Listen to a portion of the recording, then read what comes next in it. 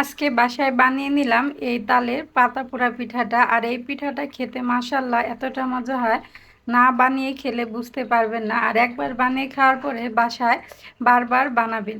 আসসালামু আলাইকুম, welcome to my channel কুকুই সুলতানা রাজিয়া। আর এই তালের পিঠাটা বানানোর জন্য এখানে আমি একটা তাল নিয়ে এভাবে পিড়ি বের করে নিয়েছি। আর দিয়ে দিলাম হাফ চা চামচ লবণ আর 1 কাপ চিনি। আর চিনি দেওয়ার পরে এভাবে নেড়ে চেড়ে মিশিয়ে নিব যাতে চিনিটা গলে যায়। মিষ্টিটা আপনারা আপনাদের টেস্ট অনুযায়ী দিতে পারেন।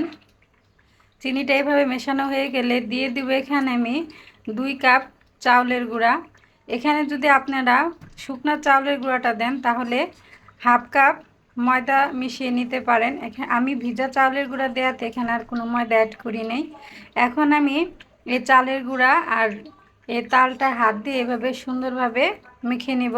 মাখা হয়ে গেলে এখানে আমি দিয়ে দিব 1/3 কাপ পরিমাণ নারিকেল কুড়ানোটা এভাবে আমি একটু মিশিয়ে নেওয়ার পরে আমি টেস্ট করে দেখেছি হালকা মিষ্টি কম হয়েছে। এখানে আমি 2 টেবিল চামচ চিনি দিয়ে দিলাম। দেওয়ার পরে এভাবে মিশিয়ে নিয়েছি। আর এখন সাইডে রেখে দেব। একটা ট্রে নিয়ে নিলাম, তাতে আমি কলা পাতা নিয়ে নিয়েছি। কলা পাতাগুলো এভাবে আমি টুকরো করে নিয়ে ধুয়ে পরিষ্কার করে শুকিয়ে নিয়েছিলাম। এখন এই পাতার মধ্যে এভাবে আমি যে তালের মিশ্রণটা রেখেছিলাম সেখান থেকে নিয়ে এভাবে আমি ছড়িয়ে দিব। দেওয়ার পর আরেকটা কলা পাতা দিয়ে ঢেকে দিব। এভাবে আমি একে একে সবগুলো পাতায় এই তালের পুর নিয়ে এভাবে পিঠা বানিয়ে নিব। এভাবে একে একে সবগুলো পাতায় আমি পিঠা বানিয়ে নিয়েছি।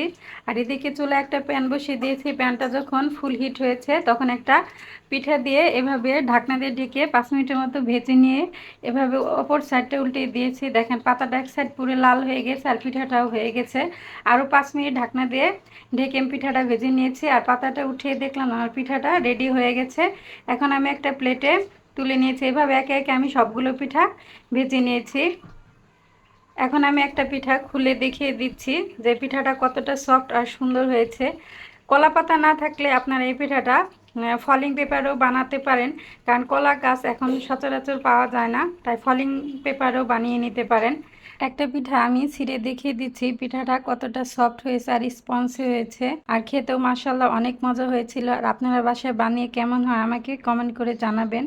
আর আমার এই সহজ রেসিপিটা যদি আপনাদের ভালো লেগে থাকে তাহলে লাইক কমেন্ট শেয়ার করে দিবেন। আর আমার ফেসবুক পেজটাকে ফলো করে দিবেন আর ইউটিউব চ্যানেলটাকে সাবস্ক্রাইব করে দিবেন। আবার আসবো নতুন কোনো রেসিপি নিয়ে, ততক্ষণে সবাই ভালো থাকবেন।